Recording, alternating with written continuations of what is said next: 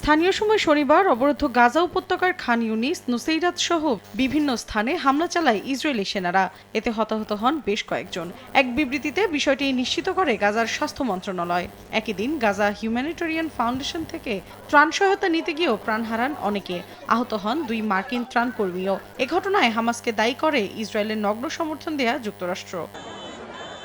জাতিসংঘের বিশ্ব খাদ্য কর্মসূচি সংস্থা জানিয়েছে, তারা গাজা উপত্যকায় খাদ্য সরবরাহ শুরু করেছে, তবে তা চাহিদার তুলনায় পর্যাপ্ত নয়। এ অবস্থায় উত্তর, দক্ষিণ ও কেন্দ্রীয় সীমান্ত পয়েন্ট দিয়ে প্রতিদিন অন্তত 100টি ত্রাণবাহী ট্রাক প্রবেশ করতে দিতে ইসরায়েলি কর্তৃপক্ষের প্রতি আহ্বান জানিয়েছে সংস্থাটি।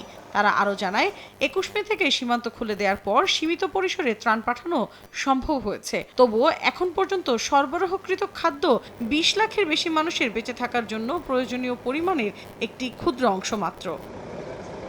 সানবিট সব দিবে সামাল। সানবিট ম্যাজিক প্রেস ডিশওয়াশিং এর মাথা ঘোরানো সলিউশন। গাজায় যুদ্ধবিরতি ও বন্দিমুক্তি চুক্তি নিয়ে আলোচনার জন্য একটি প্রতিনিধি দল কাতারে পাঠানোর সিদ্ধান্ত নিয়েছে ইসরায়েল। শীর্ষ এক ইসরায়েলি কর্মকর্তার বরাতে এ তথ্য জানিয়েছে ইসরায়েলের চ্যানেল 12।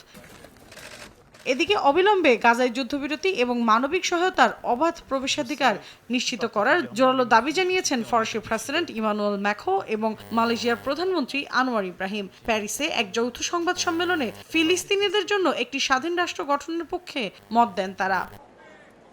একই দিন নিজ দেশে আবারও তোপের মুখে পড়েন ইসরায়েলি প্রধানমন্ত্রী বিনিয়ামিন নেতানিয়াহু। সরকার বিরোধী বিক্ষোভে জনসমুদ্রে পরিণত হয় তেল আবিবের রাজপথ। স্লোগানে যুদ্ধবিরতির পাশাপাশি জিম্মি স্বজনদের ফিরিয়ে আনার জোর দাবি জানান তারা। নেতানিয়াহুর বিরুদ্ধে প্ল্যাকার্ড বহন করেন অনেকে। মৌসুমী সাথী, সময় সংবাদ।